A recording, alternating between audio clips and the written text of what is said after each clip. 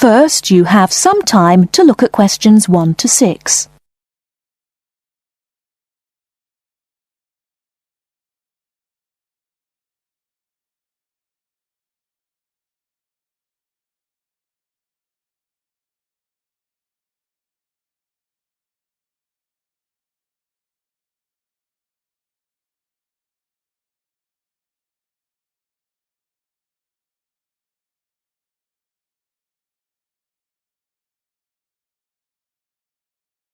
Now we shall begin. You should answer the questions as you listen, because you will not hear the recording a second time. Listen carefully and answer questions 1 to 6. There has been an armed robbery this morning at the Halifax Building Society's branch on Edward Street. John Brinks is at the scene with Detective Sergeant Henry Lawson. Detective Sergeant, can you tell us what you know about the robbery? Yes, the raid took place this morning shortly after 11:30 when a man accompanied by a woman went into the offices of the building society and asked to see the manager. There were no other customers in the building at the time. They were let into the manager's office and the woman produced a gun from her handbag. Then they took the manager back out of his office and made him tell the cashiers to hand over all the money they had in the tills and in the safe. It came to about $25,000. Presumably, you have a number of witnesses. Yes, we have a good description of both of them. The man was about 1 meter 80 centimeters, around 35 years of age, with blue eyes and short, curly, red or ginger hair. He was wearing jeans, a green sweater, and a 3/4 length blue coat. When he spoke to the cashier when he came in, he called himself Mr. Erickson, but we doubt whether that is his real name. But we do know that may be his real name. He also spoke with a strong Scottish accent, which may help us to trace him. Before you hear the rest of the conversation, you have some time to look at questions 7 to 10.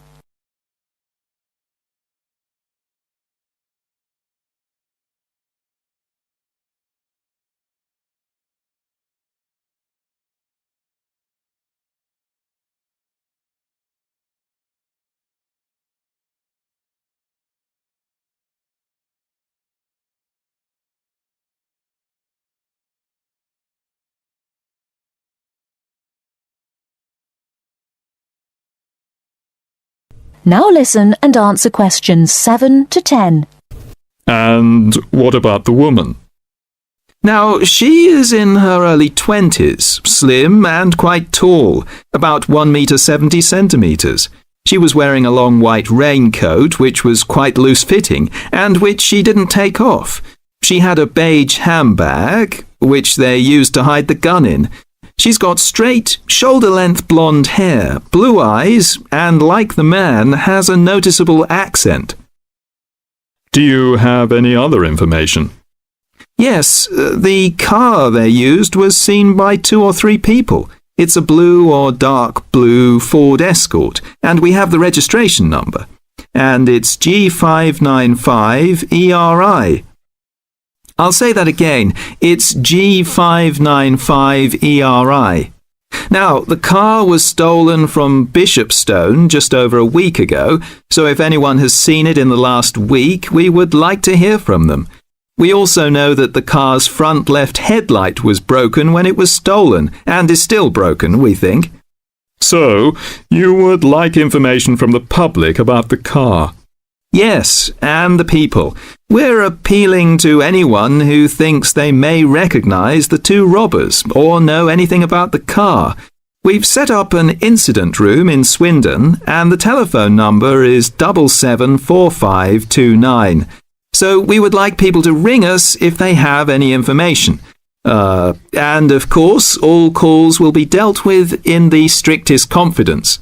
Thank you very much. Thank you. And the number again, if you have any information, is 774529. And now back to the studio. That is the end of part 1. You now have half a minute to check your answers.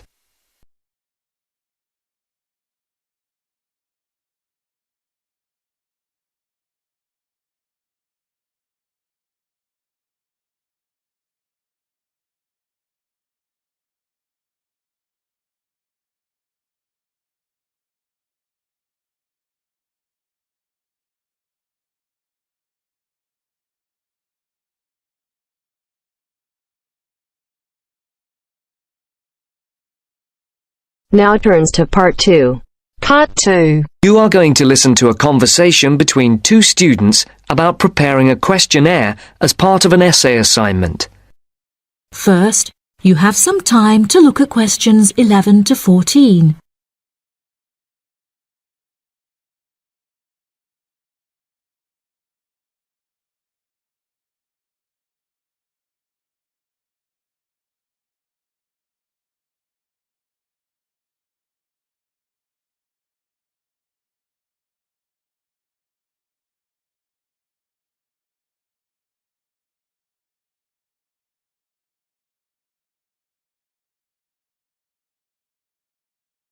Now listen carefully and answer questions 11 to 14. I've never written an essay of more than 1,500 words before, Anne. Me neither, Mark, and it scares me. I wouldn't worry. We'll just have to pretend it's 4 essays of 1,500 words and join them together. It says here in the assignment notes Dr. Brightwell gave us that we're to write between 5,000 and 6,000 words on some aspect of students' attitudes, backed up by our own research, which we present in the form of tables, graphs, charts or whatever, and supported by reference to the list of books she gave us. Oh, I didn't realise there had been so many social science books written about students. Oh, yeah. There are a lot. And the questionnaire? Yes.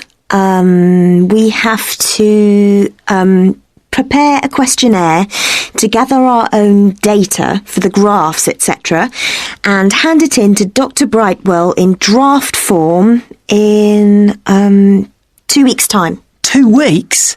That's what she said, and what it says here. She says that it's better to have it checked before we go on to collect the information and start the writing. Suppose she's right. We'd better get started then. But she didn't say how we were going to put the questionnaire together. Does it say anything in the notes? Nope. It only says that we are limited to 4 sides of A4 and no more than 50 questions. If that's the case, it's not that bad. Before you hear the rest of the programme, you have some time to look at questions 15 to 20.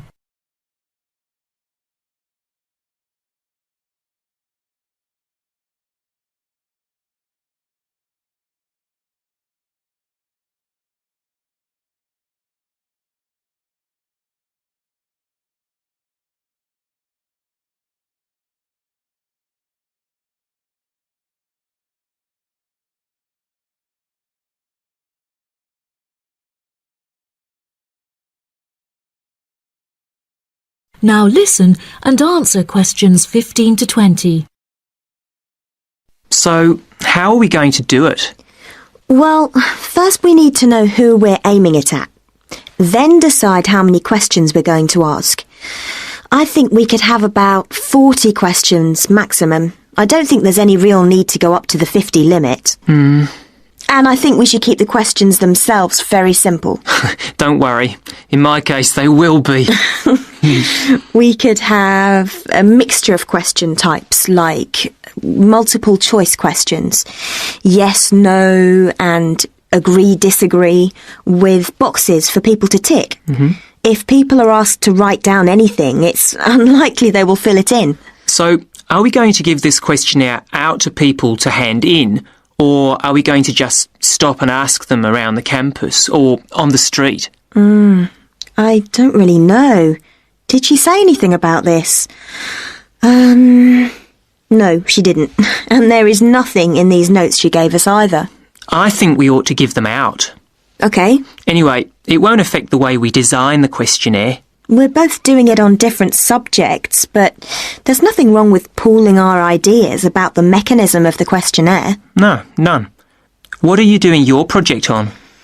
I've been thinking about doing something around the subject of how aware students are of world affairs. People think that we're all up to date, but I very much doubt it. It would also be interesting to compare students in different years. And you? I'm doing something on health and sport, and whether students are more or less active since they came to university. Ah, sounds interesting. As the questionnaires can be anonymous, I'll fill in your first questionnaire for you.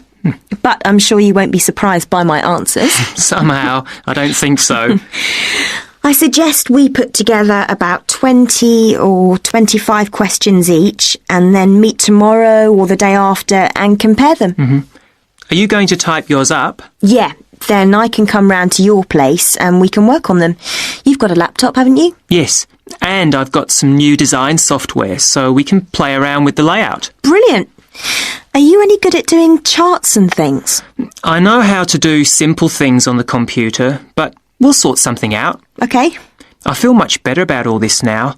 It doesn't seem quite as bad as I first thought. No, don't worry, we'll get it done. That is the end of part 2.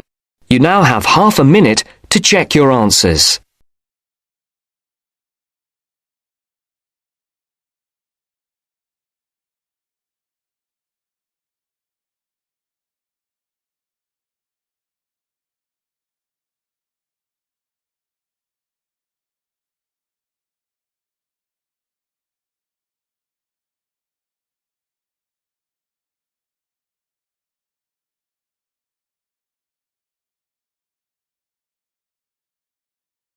Now turns to part 3. Part 3. You will hear two geography students, Jack and Katie, talking about a field trip to Kenya in Africa. First, you have some time to look at questions 21 to 24.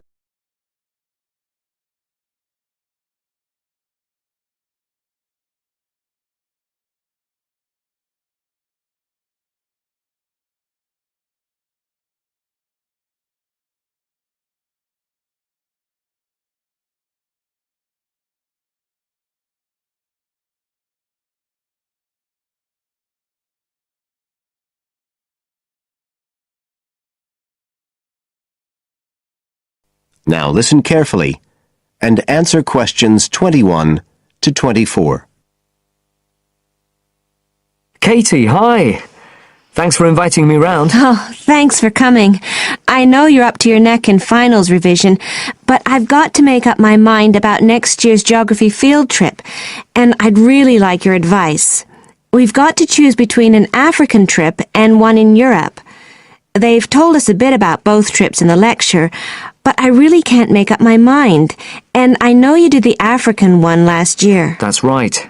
So, where exactly did you go? I mean, I know it was in Kenya, in East Africa. Yes. Well, we were right up in the northwest of the country. It was beautiful. We stayed in a place called the Marich Pass Field Studies Centre. Right. Dr. Rowe said the accommodation was traditional African-style cottages. He had a special name for them. Bandas. Yes, they're fine. You have to share, 2 or 3 people together. They're pretty basic, but you have a mosquito net. They don't provide spray, though, so remember to take plenty with you. You'll need it. And there's no electricity in the field centre. You'll have hurricane lamps instead. They give a good light. It's no problem. What about places to study?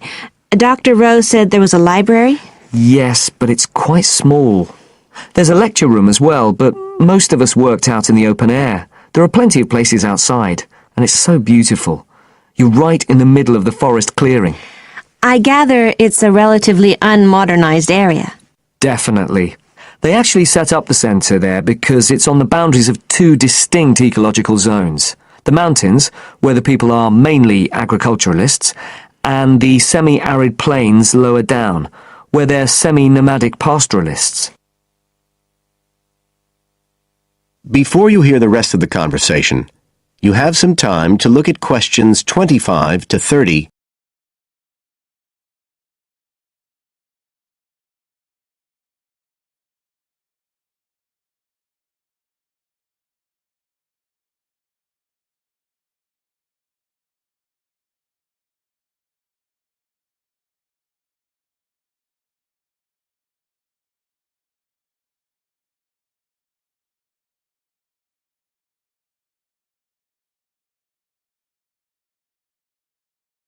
Now listen and answer questions 25 to 30.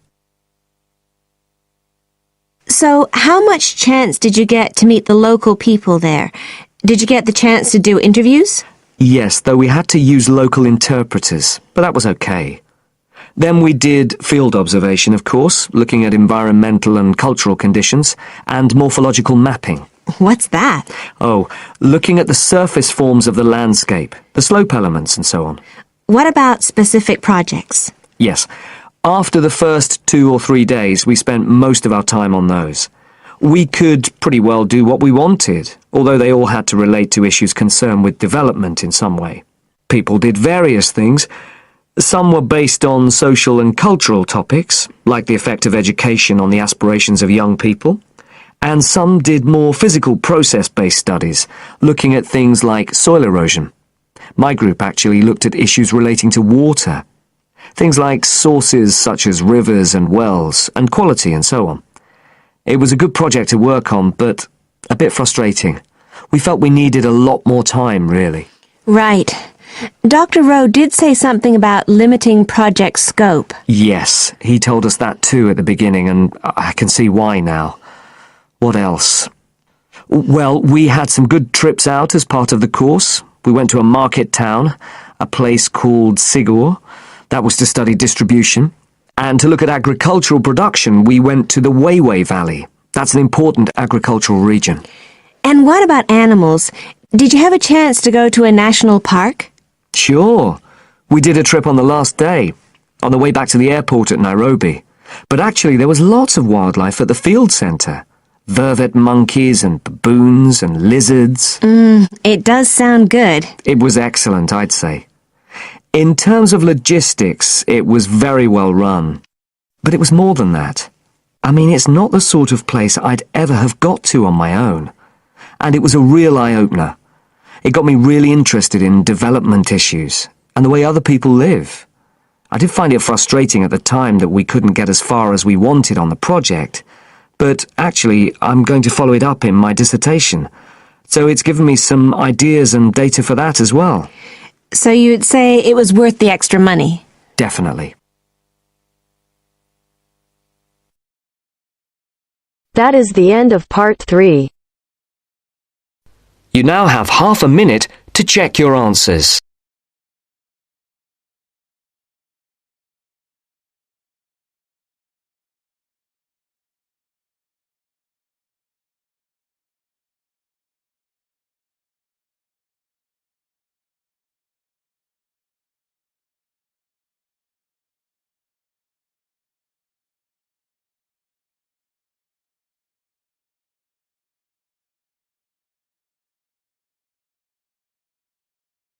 Now turns to part 4.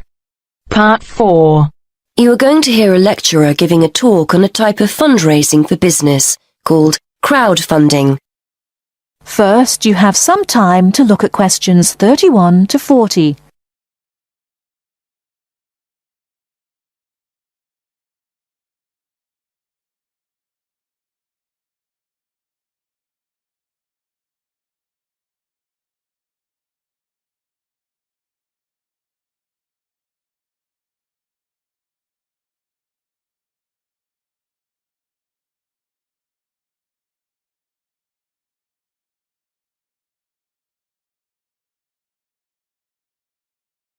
Now listen carefully and answer questions 31 to 40.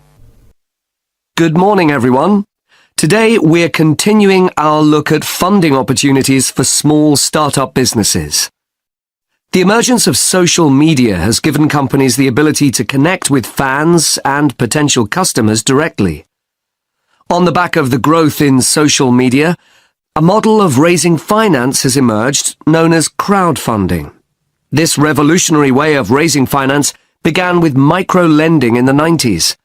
More recently, an equity-based model has emerged that allows people to invest directly in a new company.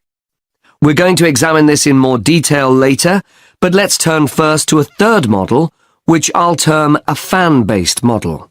With this model of crowdfunding, individuals are encouraged to give an amount of money to support the launch of a project or initiative without the promise of any financial return.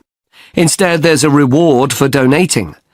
This contrasts with the micro-lending model, which would require a return on investment, and the equity-based scheme, which may offer shares. Crowdfunding portals or websites allow the business concerned to present the initiative along with the financial target required. There's a fixed time limit for fundraising, and if the target amount is reached, all donations are paid to the company or individual. Whether it's an author planning to write a new book, an independent film company looking to make a new film, or a technology company with an idea for an app, the person or company needing funding would turn to its fan base for support. This is managed through one of the many crowdfunding online portals that have emerged. Of course, a fan or supporter of a particular initiative is likely to give money anyway. But donation-based crowdfunding will often make donating even more attractive by offering a rewards-based incentive scheme. Let's take a film company, for example, that needs funding for a new film.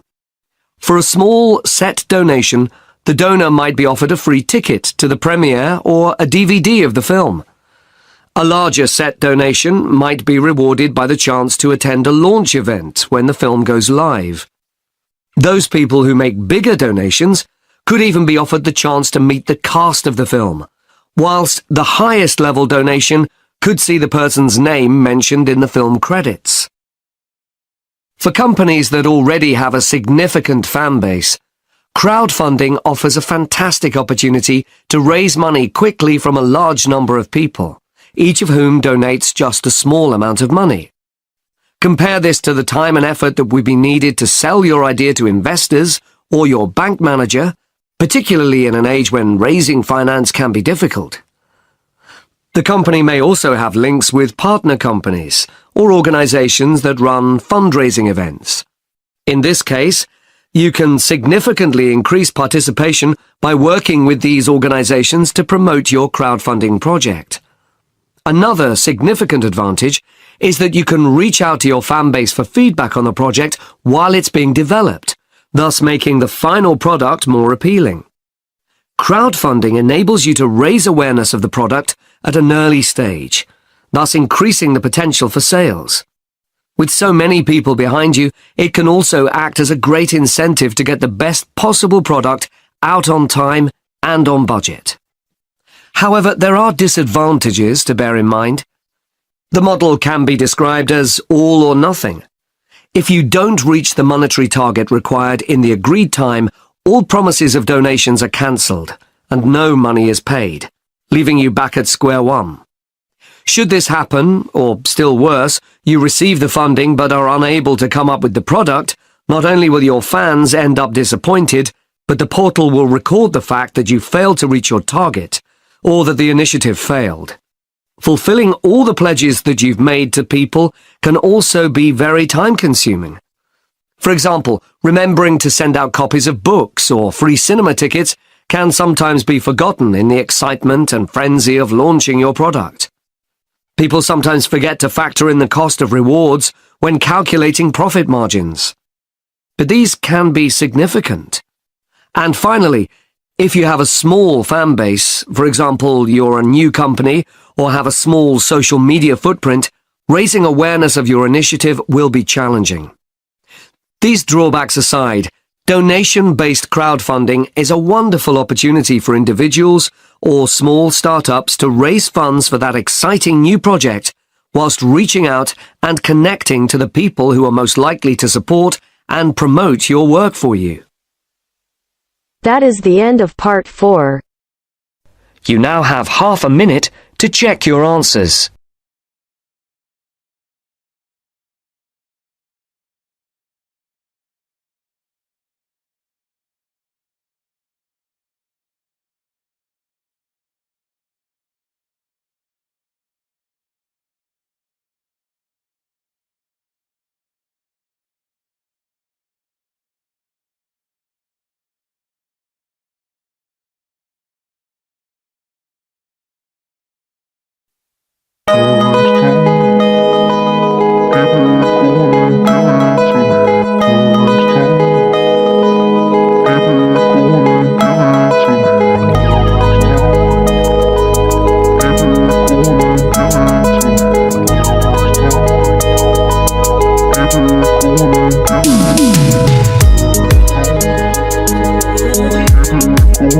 Give it to me.